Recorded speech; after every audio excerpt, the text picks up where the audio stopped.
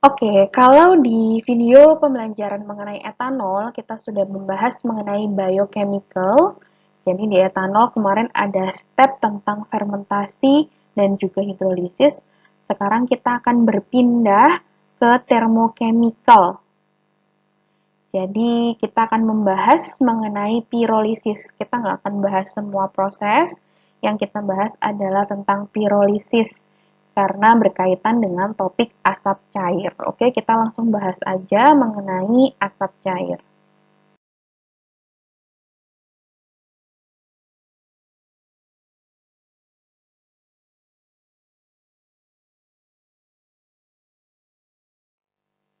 Oke, asap cair di sini merupakan hasil samping dari karbonisasi atau pengarangan atau pembakaran dengan udara terbatas atau yang bisa kita sebut dengan proses pirolisis. Di sini melibatkan reaksi dekomposisi, polimerisasi, dan kondensasi untuk mengubah dari gas hasil pirolisis menjadi bentuk cairan.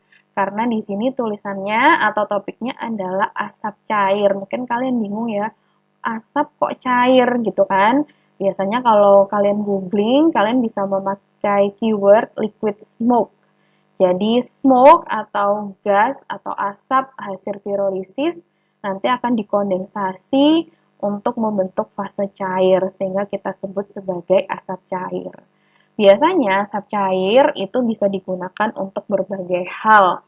Manfaatnya banyak, beberapa di antaranya adalah sebagai pengawet bahan pangan dan penghilang bau. Dalam memproduksi asap cair, kalian bisa menggunakan bahan bakunya berupa biomasa atau limbah lignoselulosa. Sama ya seperti ketika kamu mau menghasilkan atau memproduksi etanol. Kalian bisa memakai biomasa atau limbah lignoselulosa. Oke, di sini dituliskan pirolisis itu adalah thermochemical ya. Benar ya tadi ya di slide sebelumnya. Thermochemical dekomposisi thermochemical dari biomasa menjadi beberapa produk yang dapat digunakan. Di mana di dalam proses pirolisis bisa menggunakan O2, sedikit O2 atau tanpa kehadiran dari O2 atau oksigen. Nah, di sini dituliskan dalam proses hidrolisis untuk menghasilkan liquid yield yang tinggi, karena kita mau menghasilkan asap cair ya, kalian bisa menggunakan heating rate yang tinggi, kemudian temperatur yang tidak terlalu tinggi, di sini ditulisnya intermediate saja, jadi medium temperaturnya, tidak terlalu dingin, tidak terlalu panas, jadi ada di intermediate, dan menggunakan residence time yang short. Jadi tidak terlalu panjang atau tidak terlalu lama waktu reaksinya untuk bisa menghasilkan liquid smoke dengan yield yang tinggi. Jadi ada 3 ya tadi kuncinya untuk bisa menghasilkan yield yang tinggi dalam proses produksi liquid smoke atau asap cair. Yang pertama adalah kalian bisa menggunakan laju pemanasan yang tinggi, kemudian temperatur yang intermediate di tengah-tengah ya, dan resident time atau waktu kontak yang cukup singkat. Di sini pirolisis bisa dilakukan dengan udara yang terbatas atau tanpa udara, tanpa oksigen sama sekali. Oke, di sini ada 6 step. Jadi stepnya nggak baku, nggak harus 6, stepnya bisa macam-macam. Tapi ada beberapa contoh atau beberapa literatur yang menyatakan bahwa ada 6 step umumnya untuk bisa menghasilkan liquid smoke dari biomass atau lignocellulosic biomass. Yang pertama pasti di sini ada pretreatment ya untuk mempersiapkan substratnya atau biomasanya. Kemudian substratnya akan dimasukkan ke pyrolysis furnace untuk menghasilkan si asap tadi. Di sini dituliskan nih, smoke-nya lewat atas, masuk ke kondensor, tujuannya untuk mengubah fasenya dari smoke menjadi liquid smoke.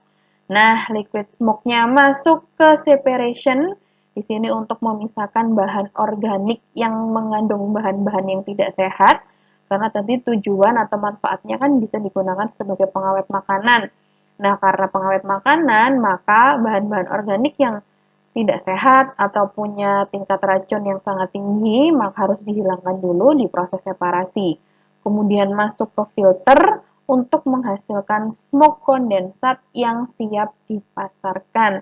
Di sini ditulis sebagai natural smoke kondensat. Nah, smoke kondensat ini yang nanti kalian pasarkan atau bisa digunakan atau bisa dimanfaatkan di berbagai industri lain. Beberapa di antaranya adalah untuk bahan pengawet makanan atau penghilang bau. Oke, dalam pirolisis ada 3 operating parameters kondisi operasi yang harus diperhatikan. Ada 3 dalam proses pirolisis. Yang pertama adalah laju pemanasan, heating rate-nya.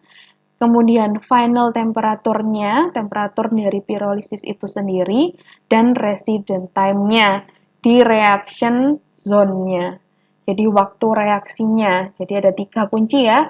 Untuk bisa sukses melakukan pirolisis adalah heating rate, lalu kemudian temperatur dari pirolisis, dan resident time. Nah, faktor-faktor lain yang perlu diperhatikan dalam proses pirolisis di sini ada 4. Yang pertama adalah komposisi biomasa. Jadi, rasio hidrogen to karbon itu bisa mempengaruhi proses pirolisis. Kemudian, di sini biomass composition itu akan berpengaruh terhadap temperatur pirolisisnya. Jadi kalau rasio H per C-nya itu beda-beda, maka temperatur pirolisisnya itu akan bergantung atau tergantung dari rasio hidrogen to karbon. Faktor yang kedua adalah pirolisis temperatur. Di sini pirolisis temperatur akan berdampak kepada komposisi dan juga yield dari produk. Oke, jadi kalau menginginkan yield produk tertentu dengan komposisi tertentu bisa dilakukan dengan pengaturan temperatur pirolisis. Jika menggunakan temperatur rendah, maka char yang didapatkan akan lebih besar. Jika menggunakan temperatur tinggi, charnya lebih sedikit. Faktor selanjutnya adalah heating rate.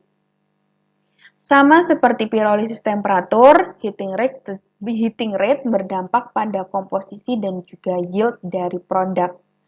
Untuk memaksimais char production, maka kalian bisa menggunakan heating rate yang rendah, slow heating rate. Untuk memaksimais liquid yield, nah ini yang kamu inginkan ya, liquid yield-nya tinggi, kamu bisa menggunakan heating rate yang tinggi seperti yang sudah saya sampaikan di slide sebelumnya. Kalau pingin gas production-nya yang besar, bisa menggunakan moderate to slow heating rate. Oke, jadi heating rate punya pekerjaan yang spesifik ya. Kamu mau menghasilkan produk seperti apa, lalu silakan diatur heating rate-nya. Yang terakhir adalah particle size, ukuran partikelmu, ukuran substratmu. Itu akan mempengaruhi heating rate. Otomatis ya, ketika belajar size reduction di praktikum OTK atau di OTK 1, kalian belajar mengenai bagaimana sih pengaruh ukuran suatu partikel atau substrat terhadap perpindahan massa dan juga perpindahan panas. Makanya di sini disebutkan bahwa particle size itu bisa mempengaruhi laju panasnya atau heating rate-nya. Di sini semakin kecil biomasanya atau semakin halus biomasanya, maka semakin tinggi yield liquidnya. Jadi kalau mau menghasilkan liquid yield yang tinggi, liquid produk dengan yield yang tinggi, maka gunakan biomasa berukuran kecil.